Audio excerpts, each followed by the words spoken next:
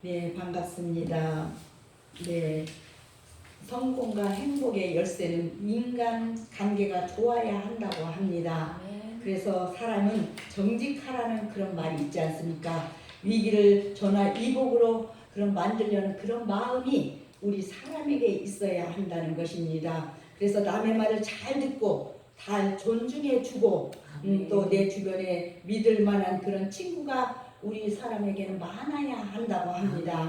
그러니까 우리 전라도 말로 의하면은 사람이 싸가지가 있어야 된다는 것입니다. 사람이라면 하나님이 사람을 사랑하십니다. 그런데 사람들이 하나님의 권위를 훼손하는 경우가 있습니다. 신앙을 망각하고 방종을 일삼는 사람들이 하나님을 욕되게 할 수 있습니다. 하나님은 사람들 사이에 개입하셔서 당신의 능력을 사용하심으로 권위를 스스로 회복하고 확립하십니다. 하나님은 온 나라 사람들에게서 당신의 권위를 확립하십니다. 법궤로 인해 자신들의 섬기던 그런 타고난 우상이 파괴되었을 뿐만 아니라 자신들조차 심한 독종에 시달려야 했던 이런 블루셋 족속은 더 이상 법궤를 붙잡고 있는 것이 부질없는 것임을 깨닫고 마침내 법궤를 이스라엘로 반환하기로 오늘 1절 4절에 보면 결정을 합니다. 실로 그들은 처음 법궤를 탈취할 때에 교만하고 기세 등등했던 태도에서 완전히 탈피해서 오히려 겸손하고 두려워하는 자세로 법궤를 반환하고자 한 것입니다. 이러한 변화는 바로 그들의 심령이 거듭나서가 아니었습니다. 그것은 순순히 바로 순전히 초월한 권능을 주신 하나님의 능력 앞에 굴복했기 때문에 일어난 변화였습니다. 이처럼 하나님은 당신의 권위와 영광에 도전하는 모든 세력을 능히 물리치시며 모든 권세들을 당신 팔 앞에 굴복시킬 수 있는 그런 만왕의 왕이시라고 시편 2장 1절 12절은 말씀하십니다. 그는 만왕의 왕이시므로 그를 대적하면 어리석은 것이라고요. 또한 이 땅의 통치자는 메시아이시며 그 왕국은 하나님의 뜻에 의해 다스려진다고 했습니다. 메시아는 이 땅의 통치자이시며 자신의 뜻에서 다시의 뜻에 의해서만 이 땅을 사랑과 진실로 통치하신다고 했습니다. 사람이 사람에게 잘못하여서 관계가 틀어졌다고 합시다. 관계가 회복되려면 잘못한 쪽에서 잘못에 대해 진심으로 사과를 해야 합니다. 만약 내가 기분 나빴다면 내가 사과한다는 그래 사과한다는 그런 식으로 사과를 하는 진정한 사과가 아닙니다. 그래 미안해 잘못했어. 그럼 되잖아. 미안하면 되잖아. 알았으면 되잖아. 막 그런 식이다. 그런 거 비아냥거리는 그런 사가 있잖아요. 나는 잘못하지 않았는데 내게 잘못한 것이라고 생각하는 것이니 내가 양보하겠다는 식으로 이렇게 나름 자기는 마음이 높고 상대방 마음이 좁다는 의미에서 이 모이기 때문입니다. 그래서 다른 사람의 감정을 헤아리지 못하고 객관적으로 자신을 볼 수 없는 그런 사과는 사과를 받는 사람의 마음에 더 큰 아픔을 줄 수가 있습니다. 진정한 사과가 있을 때 그 사과를 또 받아들이는 쪽도 마음을 열어야 합니다. 더 큰 마음은 상대가 사과를 하지 않아도 내가 먼저 용서하는 것입니다. 상대가 진심으로 뉘우치도록 분위기를 만들 수가 있습니다. 내가 더 베풀고 사랑함으로 상대의 마음을 녹일 수도 있습니다. 이런 사람이 흔하지는 않습니다. 그러나 우리 하나님은 죄인된 우리를 향해서 그렇게 사랑하시고 우리 죄를 용서하셨습니다. 때로는 따끔하게 책망하시고 하나님의 권위를 깨닫게 하신 적도 있습니다. 특히 하나님은 당신의 권위를 훼손하는 것에 대해서는 참지 않으십니다. 사람으로 하여금 하나님의 권능을 깨닫게 하시고 하나님 앞에 엎드려 굴복하게 하십니다. 오늘 말씀에서도 블루셋과 이스라엘 사람들이 이야기를 보아서 우리는 분명히 알 수가 있습니다. 오늘 하나님의 회복의 첫 번째로 이방 사람들을 깨닫게 하시는 하나님, 믿는 사람뿐만 아니라 이방 사람들을 깨닫게 하시는 하나님, 여호와의 손이 블루셋을 엄중히 치심에 그들의 한나는 극에 달하여 정말 크나큰 희생을 치러야 했습니다. 여호와의 재앙으로 바로 블루셋은 법궤와 자신들과 함께 할 수 없음을 깨달았습니다. 다곤을 섬기면서 동시에 하나님을 모실 수는 없는 노릇입니다. 그러므로 하나님과 함께 기쁨을 누릴 수 있는 자야말로 세상 누구보다 복된 자입니다. 아멘. 하나님과 아멘. 함께 승리의 생활을 체험하는 자는 세상 무엇도 부럽지가 않고 두렵지도 않습니다. 이스라엘 사람들이 하나님을 예배하였습니다. 가나안 땅에서 자기들끼리 살아도 충분히 잘 살 수 있을 것이라고 생각하고 가나안 사람들과 어울려 살았습니다. 처음에는 다툼이 없고 화평하게 사는 줄 알았는데 가나안 원주민들이 점점 이스라엘 사람들을 괴롭힙니다. 그 중에서 블레셋 사람들이 심하였다고 했습니다.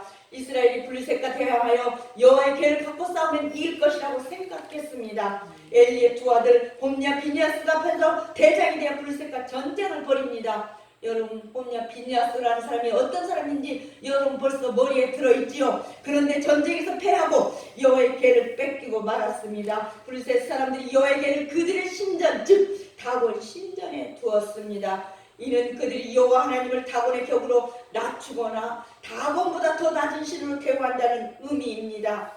그런데 하룻밤 자고 일어나며 다곤 신상이 여호와의 궤 앞에 엎드려 있습니다. 다음 날에 또 다곤 신상의 얼굴과 팔다리가 떨어져 나갔습니다. 다음엔 블레셋 땅에 독한 종기가 났다고 했습니다.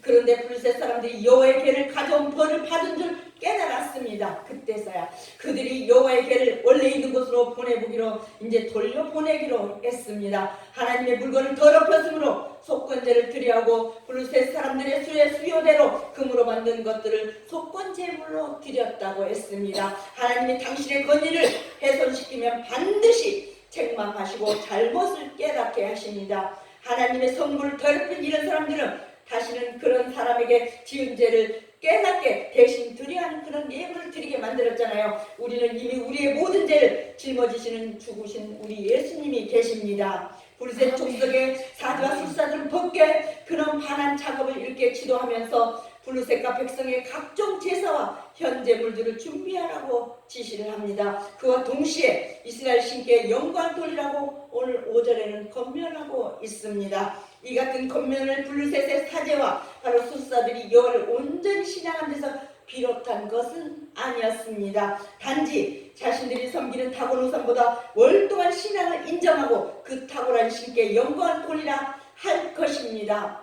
이거 어쨌든 간에 하나님께서는 당신을 믿지 않았던 이런 이방인의 입술을 그렇게 통해서도 능히 영광과 찬양을 받으십니다. 아멘. 사실 아멘. 하나님은 온 우주 만물의 주인이시오 역사의 주관자이십니다. 따라서 모든 피조물, 모든 호흡 있는 우리 그러잖아요. 모든 호흡 있는 존재는 하나님을 찬양함이 마땅하다고. 그래서 10편 150편 6절에는 호흡이 있는 자마다 여호와를 찬양할지어다. 할렐루야. 아멘. 호흡이 있는 자마다 여호와를 찬양하라고 했습니다. 오늘 이렇게 이방 사람들 같은 그런 사람들에게도 깨닫게 하신 하나님께서 두 번째로 이방 나라의 영광을 받으신 하나님.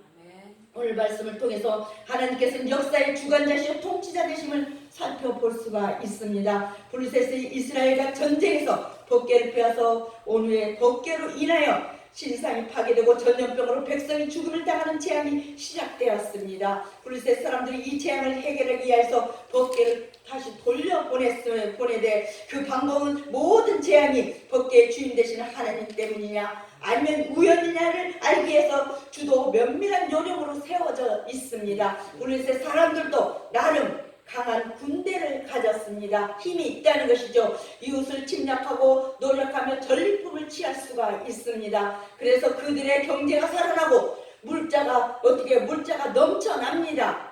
다곤 신전에서 나름대로 축제도 그래서 벌입니다. 물건이 넘치다 보니까 금으로 사람의 몸에 나는 종기까지 만들 수 있다고 했습니다. 블레셋 사람들이 종기 모양을 만든 금 5개와 금으로 만든 쥐 5마리를 제물을 삼아서 하나님께 영광을 돌리기로 했습니다. 블레셋 사람들은 이스라엘의 하나님이 과거에 하셨던 일을 기억합니다. 애굽인들과 바로 왕이 이스라엘을 붙들고 놔주지 않을 때 그 나라의 재앙이 임하였었습니다.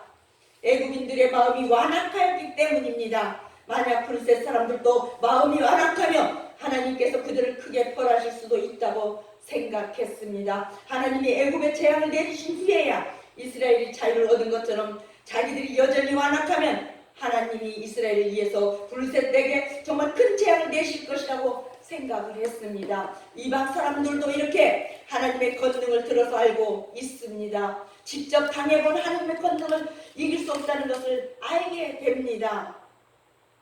강한 군대와 많은 물자 이렇게 풍족한 생활이 하나님을 이길 수가 없습니다. 아멘. 하나님은 아멘. 바로 당신의 권위가 훼손될 때는 권능을 사용하심으로, 하나님이 바로 당신의 권위가 훼손될 때는 자기 힘, 권능을 사용하심으로 이방인까지 하나님의 능력을 깨닫게 하신다고 아멘. 했습니다. 아멘. 그리고 이방인들에게서 영광을 받으십니다. 아멘. 오늘 그 이방 나라의 영광을 받으신 하나님께서 세 번째로 여호와의 계를 지켜주시는 하나님, 하나님께서 아멘. 계만 지켜 교회도 지키고 아멘. 여호와가 저를 지켜주십니다. 아멘. 이렇게 아멘. 이스라엘 사람들은 법궤를 이스라엘로 반환하기 위해서 새 수레를 준비하고 또 아직 멍에맨 정말 경험이 없는 암소 2마리를 준비했다고 오늘 7절 10절은 기록하고 있습니다. 그리고 그 수레의 화를 면할 목적으로 금독정 5과 금지 5을 함께 실었다고 4절에 말씀하고 있습니다. 그런 후 이끄는 사람들 없이 수레를 끄는 2마리의 암소만으로 이스라엘 지경을 향해 가도록 했습니다. 그런데 놀라운 것은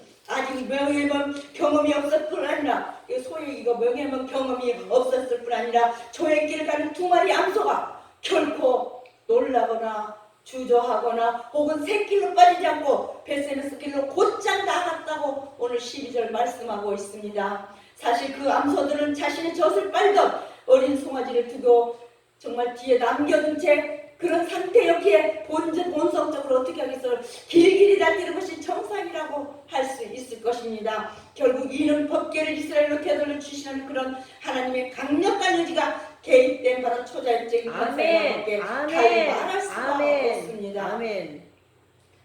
그렇습니다. 만물의 창조자시오 그들의 운명을 자녀님께 주장하고 계신 우리 하나님은 하찮은 이런 미물조차도 그 의지를 주장하셔서 당신의 목적하신 바를 이루어 가십니다. 아멘. 그래서 민수기 21장 21절 35절에 보면은 그런 말씀 있잖아요. 낙이 동물 아니잖아요. 낙이는 칼을 든 사자를 보았으나, 낙이 눈에는 칼을 든 사자를 보았으나 발람은 사자를 보지 못했다고 했습니다.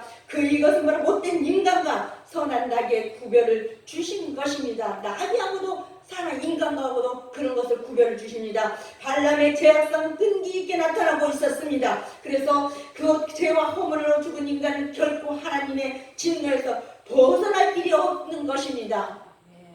하나님께서는 이렇게 무한한 인간을 깨우기 위해서 동물을 사용하심으로 알게 하시는 그런 사건이 그때도 있고 오늘 말씀에도 이렇게 있습니다. 이렇게 블레셋 사람들이 여호와에게를 돌려보내기로 생각을 했습니다. 그들은 수레 하나를 새롭게 만들어서 거기에 여호와의 개와 속건제물을 실었습니다. 그 수레는 지금까지 명예를 맨 적이 없는 젖을, 정말 그 젖을 내는 암소 2마리가 끕니다. 암소들은 송아지를 낳은 지 얼마 안 되어 젖을 내고 있는데 블레셋 사람들이 송아지를 집으로 돌려보냈습니다. 송아지만 집으로 돌려보냈다고 했어요. 블레셋 사람들이 보기에 수레를 끄는 암소가 벳세메스로 간다면 그 재앙이 하나님께로부터 올 것이며, 소가 다른 곳으로 간다면 재앙이 우연히 아니 이루어진 것이라고 정말 생각했다고 했습니다. 하나님이 블레셋의 재앙을 내리셨습니다. 그렇다면 하나님이 암소를 어떻게 하셔야 블레셋으로 하여금 하나님의 권위 앞에 굴복시키실까요? 당연하게도 하나님이 암소들을 벳세메스로 이끄셔야 합니다. 여호와의 권에 정말 여호와의 개의 속건제물을 실은 그런 암소들이 벳세메스로 직진하여 갑니다. 아멘. 소의 곱비를 잡고 누가 모는 것도 아닙니다. 암소들이 왼쪽으로도 오른쪽으로도 치우치지 않고 곧장 벳세메스로 갑니다. 블레셋 지도자 5이 암소의 뒤를 따라 벳세메스 경계 성까지 갔다고 했습니다. 블레셋 사람들이 생각한 것처럼 그런 암소가 벳세메스로 갔으니 블레셋의 재앙은 여호와 하나님이 내리신 것이다. 하나님은 비록 미물인 이런 암소라도 이끄심으로 여호와의 계를 지키고 당신의 권위와 능력을 이렇게 사람들 앞에 증명해 보이십니다. 블레셋 방백들은 한 채 어긋남도 없이 진행되는 과정을 통해 재앙이 결코 우연이 아니라는 것을 확인을 했습니다. 그리하여 블레셋 지도자들은 하나님의 존재만 확인하고 그대로 돌아갔습니다. 분명히 우연이 아님을 알면서도 하나님을 믿지 않고 그 자리에도 정말 하나님을 믿지 않고 그 자리에서 돌아가 버렸다는 사실은 그들에게는 비극이 아닐 수가 없습니다. 오늘 이렇게 여호와의 계를 지켜주신 우리 하나님께서 마지막으로 건의를 회복하고 확립하신 하나님, 아멘. 오늘 이스라엘 백성들은 하나님의 은혜로 법궤를 되돌려받자 하나님께 번제에 바로 제사를 드렸습니다. 하나님을 공경하지도 않으면서 단순히 요획수로 법궤만 이용해서 블레셋과의 전쟁에서 이기려 했던 죄를 회개하는 제사를 드렸습니다. 하나님의 존재만 인정받고 믿지 않는 것은 불신자와 똑같습니다. 하나님께서는 우연도 없고 요행도 없습니다. 하나님의 일은 필연성 기초합니다. 그 필연성을 기초하죠. 성도는 오직 하나님의 통치에 복종하는 삶을 살아야 합니다. 수레를 끄는 암소가 벳세메스로 오는 것을 벳세메스 그런 사람들이 이렇게 돌아봤습니다. 사람들이 보았다고 했습니다. 빼앗겼던 여호와께가 수레에 실려서 돌아오고 보니까 그렇게 오고 있으니 얼마나 기뻤습니까? 다시 내 물건이 돌아오니까 당연히 사람들이 나가서 구경하며 환영할 터입니다. 수레가 여호와의 밭에 이르자 사람들이 수레를 대체하여 장작을 만들고 암소를 번제물로 삼아 제사를 드립니다. 내일 사람들은 여호와의 궤와 보물상자를 가져다 큰 돌 위에 두었습니다. 벳세메스 사람들이 하나님께 번제와 다른 제사를 드렸습니다. 이 가정을 바로 블레셋의 5 지도자들이 그렇게 보고 있었습니다. 그들은 이제 자기들에게 재앙이 끝났다고 안심하고 고향으로 돌아갔습니다. 하나님의 백성이 정말 하나님의 백성이 이스라엘이 잘못하여 하나님의 건의가 훼손을 되었습니다. 하나님은 스스로 당신의 건의를 이렇게 회복시킬 기회를 세우셨습니다. 블레셋 재앙을 지나고 이렇게 블레셋의 재앙을 내리고 블레셋 사람들에게 과거의 역사를 기억하게 하셨습니다. 블레셋 사람들로 하여금 암소가 끄는 수레를 만들어 여호와의 궤와 속건제물을 실어서 벳세메스로 보낼 것을 생각나게 하셨습니다. 암소가 수레를 끌 때 곧장 벳세메스로 가게 하셨습니다. 벳세메스 사람들이 수레가 돌아오자 기뻐하고 하나님께 이렇게 번제를 드렸습니다. 하나님이 세우신 건의 그런 회복 계획이 성취되었습니다. 아멘. 벳세메스 사람들이 하나님께 제사를 드림으로 하나님이 원하시는 바 이스라엘과 하나님의 바로 권세도 회복되었습니다. 우리는 하나님께 대한 바른 신앙을 가지고 그분과 바른 관계를 이루는 것이 그래서 필요합니다. 온전한 신앙, 온전한 사랑, 모든 두려움을 내어 쫓는다고 요한일서 4장 8절은 기록되어 있습니다. 결과는 어찌 되었을까요? 오늘 말씀에서도 보듯 수레 끈 2마리 양소는 젖물리는 새끼가 있었음에도 불구하고 법궤를 싣고 곧장 앞으로 나아가 이스라엘 땅 벳세메스에 이르렀습니다. 오늘 10절 12절에 하나님께서는 이방인들 앞에서 당신의 영광을 위해서 말 못하는 짐승일지라도 강권적으로 붙잡아서 역사하셨던 것입니다. 벳세메스로 통하는 그런 향하는 암소, 그것은 하나님의 손에 붙들린 자의 삶은 어떠해야 하는지를 우리에게 이렇게 보여주고 있습니다. 암소들은 수레를 끌고 나갈 때 얼마나 울었겠습니까? 그것은 젖물리는 새끼가 떨어졌기 때문입니다. 비록 짐승일지라도 암소들은 본능적인 강한 모성에 이끌렸기 때문입니다. 하지만 암소들은 뒤로 돌이키거나 이리저리 방황치 않았습니다. 대로로 바로 향하여 좌우로 치우치지 아니하고 앞으로 나갔다고 했습니다. 그렇습니다. 하나님께 붙잡힌 바 된 우리 성도들은 이 같은 삶을 살아야 합니다. 성령으로 거듭난 성도들은 뒤에 남아있는 것이 제 아무리 귀하고 정말 아까운 것이 정말 많이 있을지라도 미련 없이 떨쳐버려야 합니다. 아멘. 마치 벳세메스로 향하는 암소가 젖물리는 새끼마저 떨쳐버린 것처럼 말입니다. 어머니에 있어 새끼보다 귀한 것은 없습니다. 참으로 그것마저 떨쳐버려야 앞으로 나아갈 수가 있습니다. 맡겨진 소임을 다할 수가 있습니다. 그래서 예수님께서는 손에 쟁기를 잡고 뒤를 돌아보는 자는 하나님의 나라에 합당치 아니하니라고 누가복음 9장 62절은 기록하고 있습니다. 주의 손에 잡힌 바 된 바울은 예수를 믿은 후에 모든 것을 배설물로 여겼다고 했습니다. 또 벽대를 향하여 쫓아간다고 빌보서 3장 8절은 그렇게 기록되어 있습니다. 오늘날 우리 성도들은 이 세상에 이 땅 이 방 땅을 떠나 저 하나님의 나라를 향해서 나아가는 생의 순례자로서 벳세메스 암소 같은 생이어야 합니다. 하나님의 거룩한 법궤를 실은 수레와 그것을 끄는 암소는 하나님께 구별된 새 것으로서 세속적인 다른 정도로 사용되어서는 안 되었기 때문입니다. 아멘. 그래서 암소는 하나님의 제단 위에서 희생 제물로 불사라졌습니다. 그렇습니다. 베세머스의 암소처럼 성령으로 거듭난 우리 성도는 이미 하나님께 이렇게 거룩히 구별된 그런 사람들입니다.